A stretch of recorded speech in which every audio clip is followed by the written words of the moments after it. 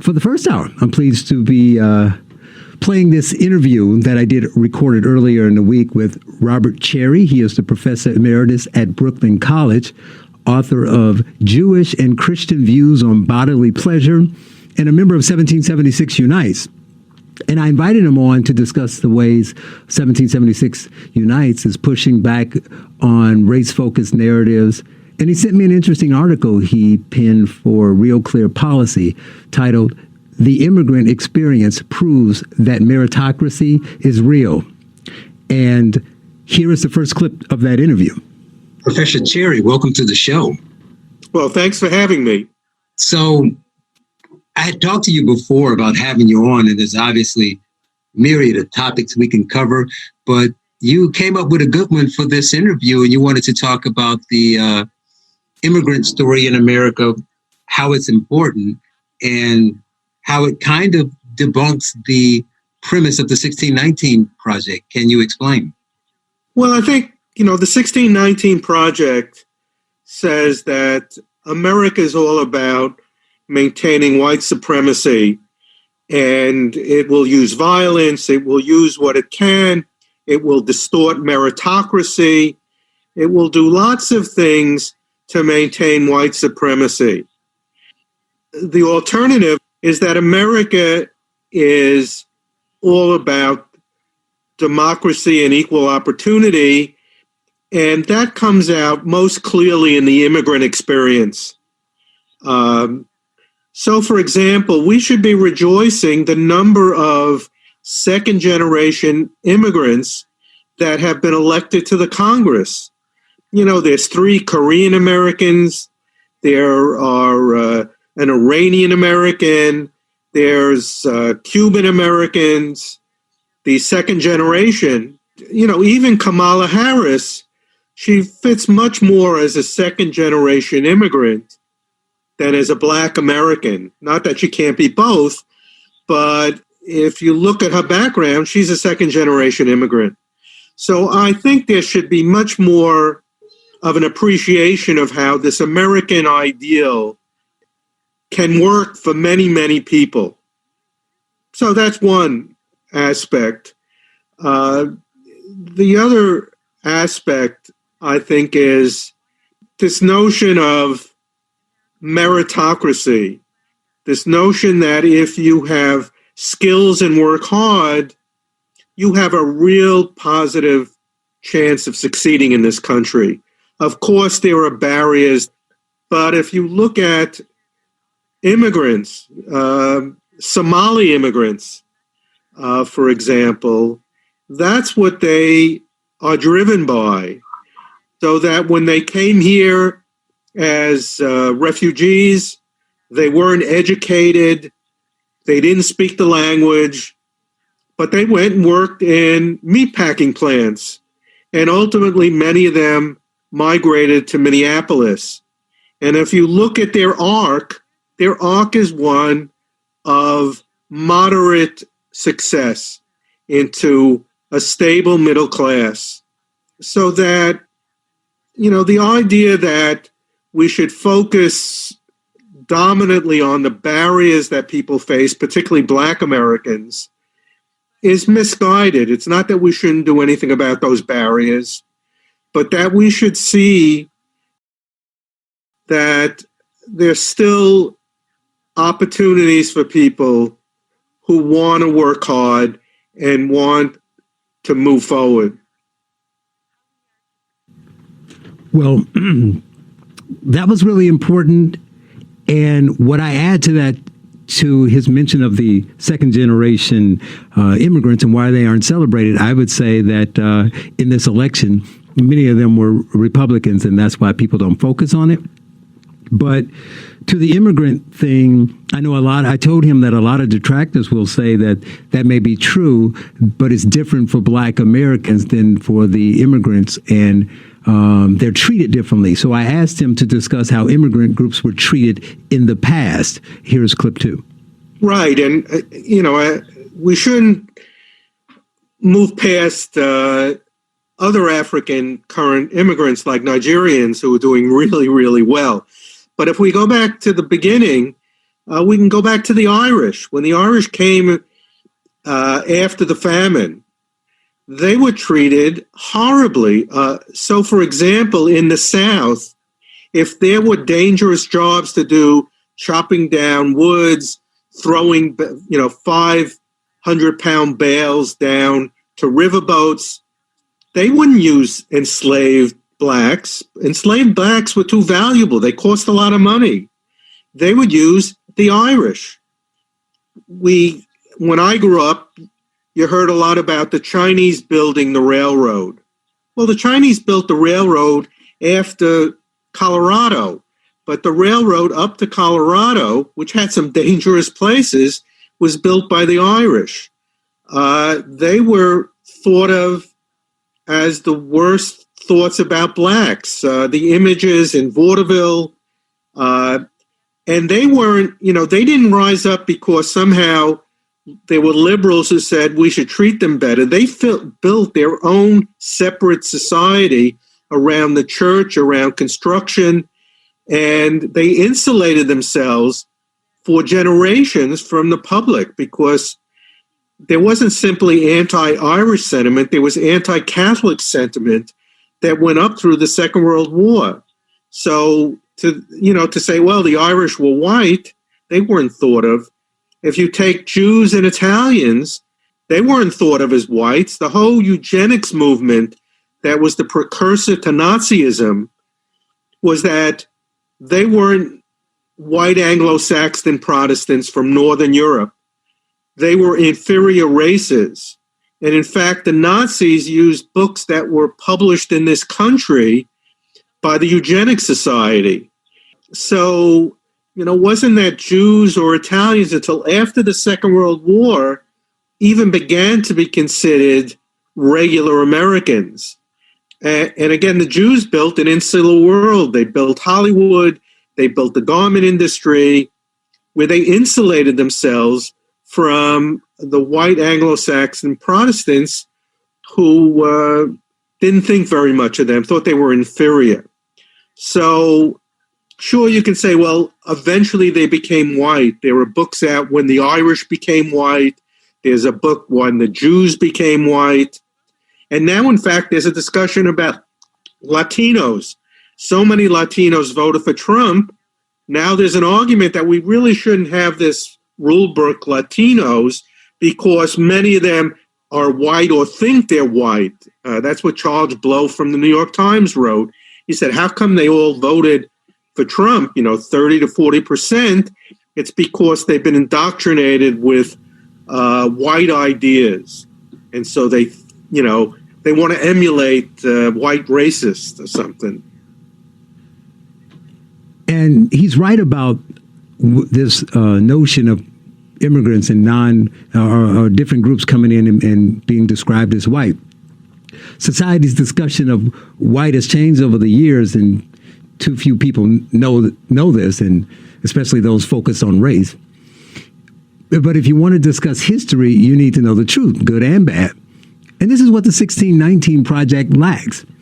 They do a great job of discussing the ugliness of racism, but in only focusing on how blacks were treated, they give an incomplete picture.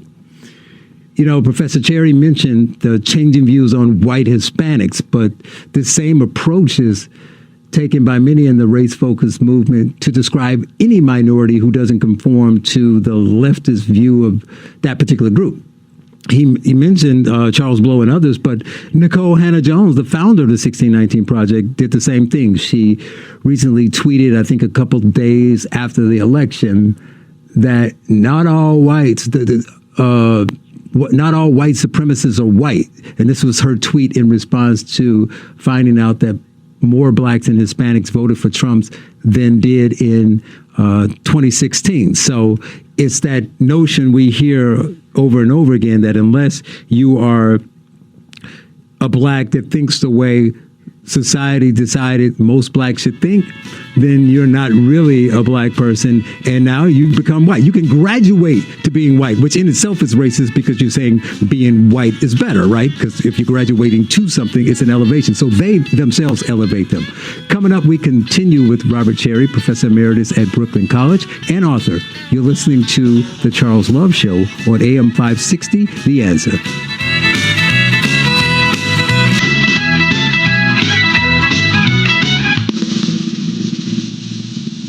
You're listening to The Charles Love Show on AM 560 The Answer with your host, Charles Love. Welcome back to the show. We are listening to an interview I did earlier with Robert Cherry, Professor Emeritus at Brooklyn College, author and member of 1776 Unites, about American immigrants and what their stories and successes tell us about the country. Before the break, we were discussing the manner in which the various immigrant groups were treated when they got here, and how it was often really bad, and how they overcame it, but also how the country softened over time. I often point to things like the Chinese Exclusion Act and the tenements where Italian and Jewish immigrants lived when they first came to New York City, the Vietnamese boat people, who the governor of California, Governor Brown, turned away, and many other instances of the injustices immigrants were subjected to when they arrived, and that most new arrivals were allowed into the country, but they were not accepted into society. And I mention that because, logical people understand that human nature is flawed and people do some ugly things. And Americans are no exception to that. But it's important to know that this behavior was the norm rather than the exception around the world. And it wasn't confined solely to a basis of skin color alone, right? There would be other reasons why, language, look, class, several other reasons why they may be treated differently. But that said, for most of its existence, America has been a magnet for immigrants around the world in search for a better life. There must be something uniquely special about the country that's noticed globally, even if so many of the people born here don't see it. So I asked Professor Cherry what makes the U.S. so attractive to immigrants, and here's his response. Well, because I think, the ideals of the Declaration of Independence resonate with people. And it could have been better for immigrant groups that came. There's, no justification for the anti-Catholicism, the eugenics theories that were perpetuated in the first part of the 20th century and led to very restrictive immigration laws. But there was a sense that this was an open country and that you can still succeed despite the kinds of barriers because of the ideals of the country that allowed people to have these visions. And I think it's true today. And part of what I find most upsetting is this undermining of the notion that people should work hard. This idea that it's just a scam, working hard and relying on some notion of merit that really favors white people. So as I mentioned in one of my articles, there's this charter school system that used to have as a slogan, work hard, be nice. And they gave up that slogan because it was supposedly building, now all of the kids in these charters are Black and Latino, it was building illusions of the fairness of this society. So they got rid of that slogan. As I pointed out in an article, if you look at Black women over the last 20 years, Black women have increasingly bought into the model of hard work can get you ahead. If you look at the number of Black women, 25 to 29, who only have no more than a high school degree between 2006 In 2013, it fell by 27%, but the share of Black women who have four-year degrees increased by 48%. They're not buying into this. Don't try to get ahead because you're just being played for a fool, working hard and playing by the rules. So, I think that it's a shame that there's too much of this bullying of people into taking on values, dismissing other values, because of this obsession with race and racism. He is pointing out how those focused on succeeding and those focused on the barriers and see the country wholly as racist are not seeing the whole picture, and their focus is misguided, and there's no way to really get where you want to be focusing on the things you can't control.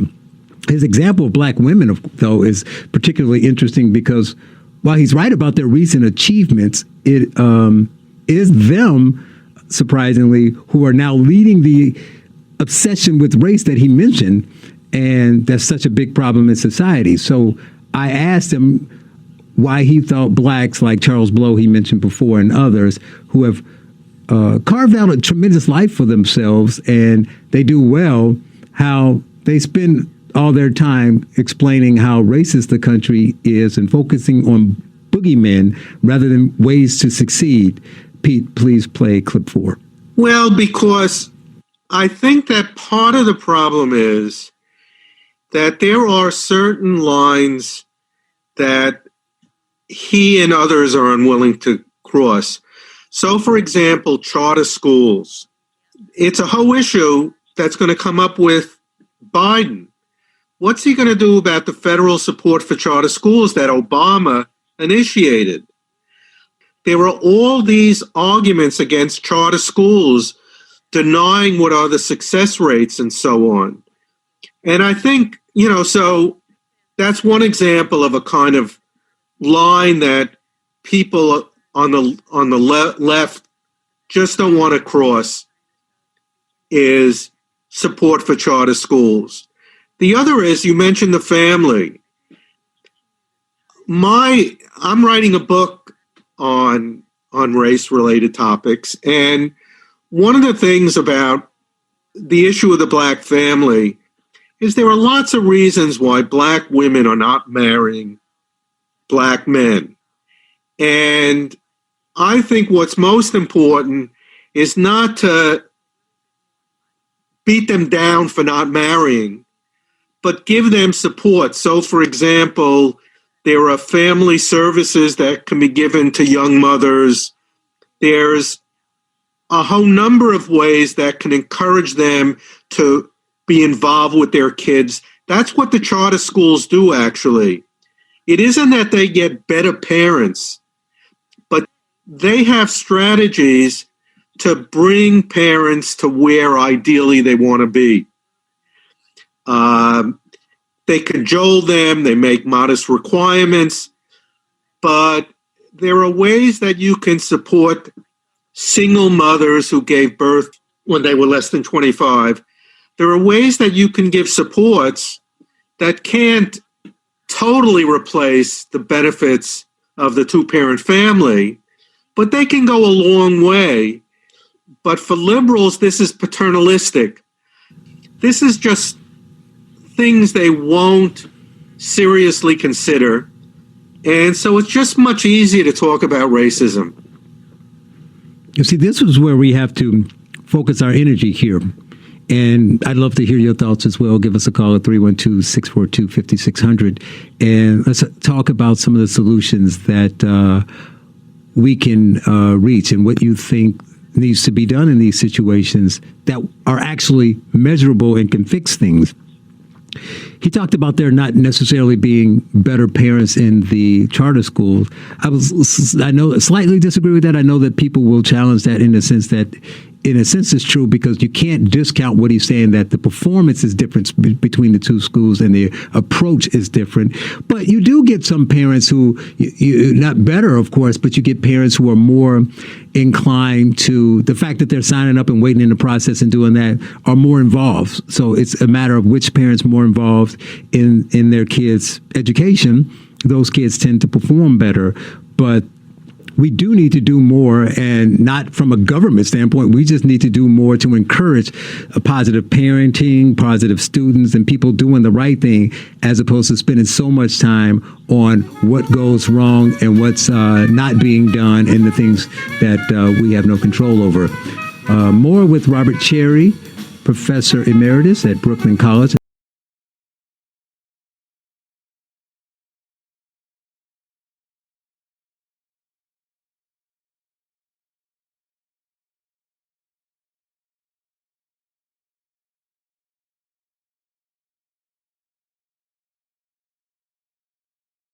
Now, more of the Charles Love Show on AM 560, The Answer, with your host, Charles Love.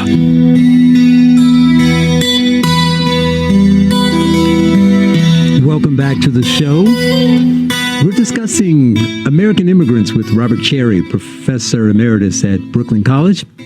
Give us a call at 312-642-5600 and tell us your views on the trials and successes of immigrants, and how you think their experiences are similar or different from Black Americans or other minorities. Next, I asked Professor Cherry if there was something unique about the immigrants who come here and find success as compared to native-born minorities. Please play clip 5. You know, immigrants are not random individuals in the country they come from. They already have certain unmeasured drives to succeed. So, for example, there is a book by a Princeton professor that says what we should compare, because Nigerians, Ghanans, many African and Caribbeans as well do better than Black Americans. And what he says, you should compare it to Black Americans who've moved in their lifetime, if they've moved out of state. And he finds that actually, if you only look at Blacks who have moved out of state, American-born Blacks, if you look at only those who've moved, they do pretty much as well as the African and Caribbean immigrants. So a certain amount of it is trying to instill a kind of, for better word, entrepreneurship, individual initiative in people, and a work ethic. I point out again, it's, if you look at Black women, they have an ethic. After welfare reform, they went and took jobs. In one of my articles, I mentioned my son did union organizing in Texas in Beaumont Baptist Hospital. And he was struck when they were up for a new contract that the women who worked there in the custodial, it wasn't simply that they wanted higher wages. They wanted better cleaning equipment and products so that they could keep that hospital clean, because a clean hospital is good for patients. So that, you have to take pride in work, whatever that work is. And, I think that, I'm not wanting to blame victims. And as I indicate, a lot of Black women have embraced these kinds of notions, but you have to have a different mindset than what is the government going to do for me. And I think that there's a receptiveness, as the charter schools show, there's a receptiveness if you get people in ways to fulfill their ideals and their values. But, liberals think that you're being paternalistic, you're imposing this or that on Blacks, and they're just unwilling. So let me give one last example of Michelle Obama. It ended up that 10% of food stamps are spent on sugary drinks. And there was a movement by a number of governors, by Bloomberg in New York City, to get the elimination of the ability of food stamps to buy sugary drinks. Michelle Obama refused to support that. She had alternatives, subsidized vegetable purchases, drink water.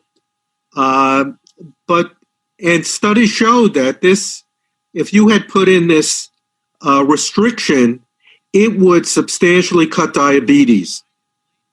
But she refused to do it, and liberals refused to do it because it was paternalistic. It was taking away from Black people their right to buy sugary drinks when you weren't taking it away from everyone.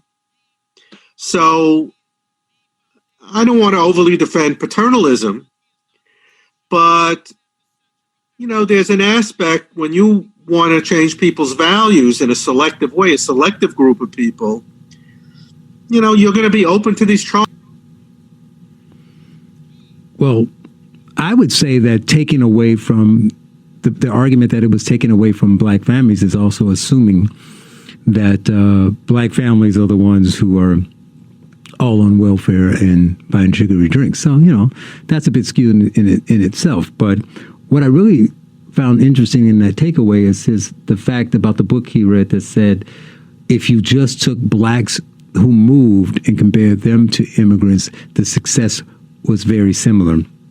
And what that tells you is, like I was saying earlier in the earlier segment about the parents in the charter schools being more engaged, and if they were as engaged in public schools, those are the parents whose kids were successful there too, because that's important. So here, taking chances will play a difference in how successful you are, because you're willing to take risks. Coming up, we continue with Robert Cherry, author and professor emeritus at Brooklyn College. You're listening to The Charles Love Show on AM 560, The Answer.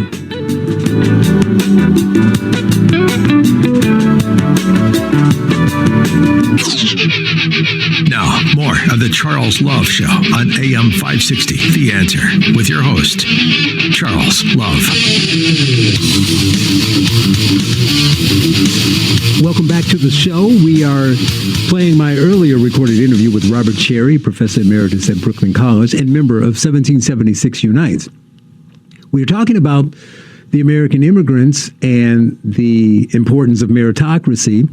And I mentioned to him that when we're talking about this dichotomy between American immigrants and ADOS, as we call them, the Black Americans who are descendants of slavery, so many people, many of them and many people on the left will say that comparing Blacks to even Black immigrants isn't comparing apples to apples. And I agree, with that from a Black experience, but when it comes to the racist, they complain about it, argue that your average racist white is not going to acknowledge nuances between ADOS and Black immigrants. To them, they're all the same. So that argument doesn't really work. When viewed through the eyes of a racist, and I hate all Black people, all minorities are the same. So, I say that it's important to note the successes of other minority groups in spite of the views of racists. And I asked Professor Cherry his view on this. Clip 6, please. Yeah, and I think there's, this overstatement of white racists is just unfortunate. So I went through the Senate, the voting for the Senate in Michigan, where the Republican was a Black candidate, John James, and it ended up that if only whites had voted, he would have easily won the Senate race. He didn't win because Blacks didn't vote for him. That I went through counties in Michigan, and the Trump vote and the James vote was almost exactly the same. That people who voted for Trump voted for this Black candidate for the Senate. Now, it's hard for me to see how they could be these stone cold racists. If that's, and that's the image that you get in the liberal mind of Michigan. The people who've been against the lockdowns, right? You see these kind of angry demonstrations from Michigan of whites, but somehow they could vote for John James for the Senate. And it was the same thing in South Carolina in the Scott election in 2016. Actually, Trump voters, more whites voted for Scott than voted for Trump in 2016. So, and it wasn't Democrats that did it. So it's a kind of, it's not the, obviously there's white racism, but the idea that it's on such a pitched level where they will, they will support violence against blacks, right? Ta-Nehisi Coates in his thesis that they support the police, and it's actually in the 1619, the article by Brian Stevenson. And if to say that things haven't changed in 35 years is unfortunate. But, he's got that Ta-Nehisi Coates line in the 1619 that it's these fear of blacks that lead to the violence and the imprisonment of blacks, when more than 2/3 of the black men in prison are there for violent crimes. So that's funny. So basically, whites who voted for the black GOP candidate are racist, but the whites who voted against the black GOP candidate are not racist. Typical leftist logic. Next, I point out that blacks on the left ignore the facts and use outliers and emotion to make the case that racism is everywhere. I know so many people who have no personal accounts of racism, but believe what they hear. So I asked him, is that a problem? Clip 7. So you brought up what is one of the strategies of the Charles Blow and others, and that is they will talk about 20, 30 years ago when there was systemic racism, there was all kinds of abuses 20, 30 years ago, and they will then sprinkle in some ad hoc individual episode today and try to suggest that the weight should be that this is not an isolated incident because of things that happened 30 years ago. And, or in the case Brian Stevenson's argument is exactly that. Yeah. Or in the case of the 1619 project, things that happened 200 years ago. Yes. Well, go ahead. I'm sorry. No, they don't even have, they're not even right about slavery. I mean, it ended up that they ignore some of the giants of historians of slavery. The Herbert Gutman, who was a historian, a giant in the 70s, the 60s and 70s, created this whole area of labor history.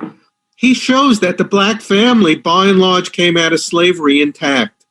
Mm-hmm. That, yes, there was the selling away of kids and some spouses, but the majority of black kids in the antebellum period were brought up in a 2-parent family, and that sustained after slavery. So it's not that slavery wasn't abusive in many, many ways, but it didn't destroy the black family, which is an important issue. It didn't destroy black work ethics. They came out skilled relative to the Irish. They were much more skilled than the Irish. It's really Jim Crow where, and after the war, the GI Bill, which favored whites, that create a lot of the structural inequality. It actually wasn't slavery, however vicious slavery was, but that's not the story they want to tell. Coming up, We finish our conversation with Robert Cherry, author and professor emeritus at Brooklyn College. You're listening to The Charles Love Show on AM 560, The Answer.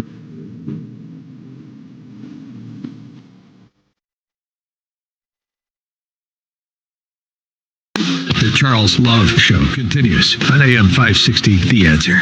Here's Charles Love.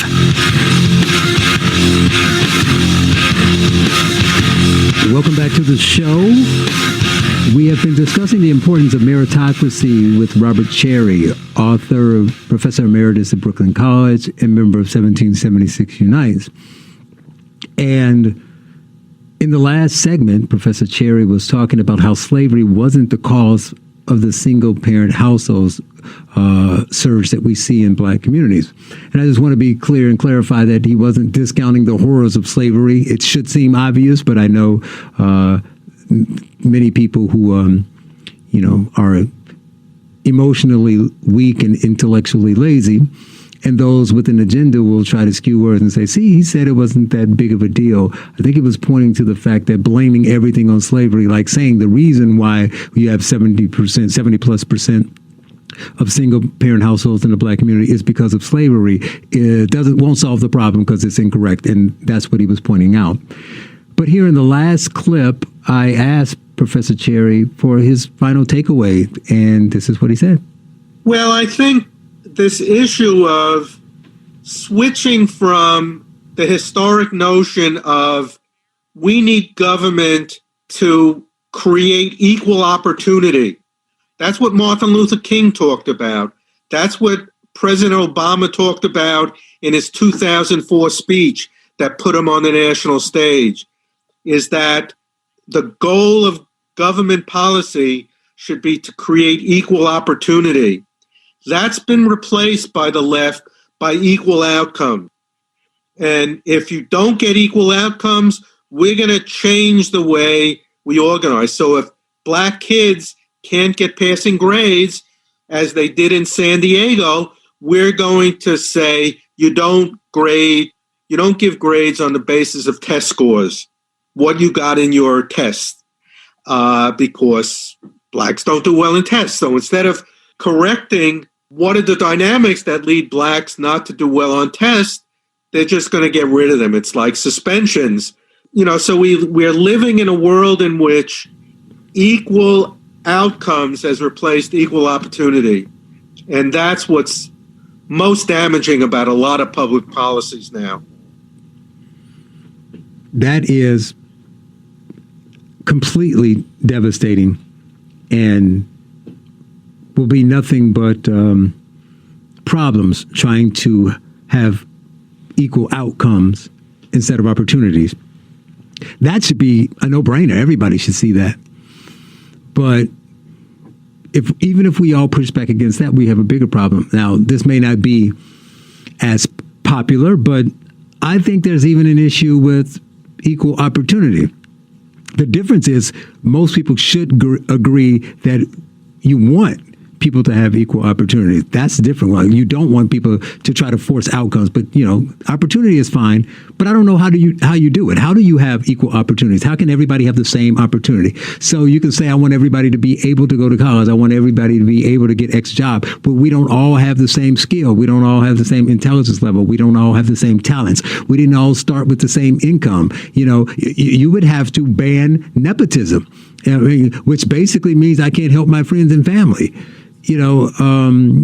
That's even kind of difficult trying to make opportunity the same everywhere, but that's better than focusing on outcome for sure.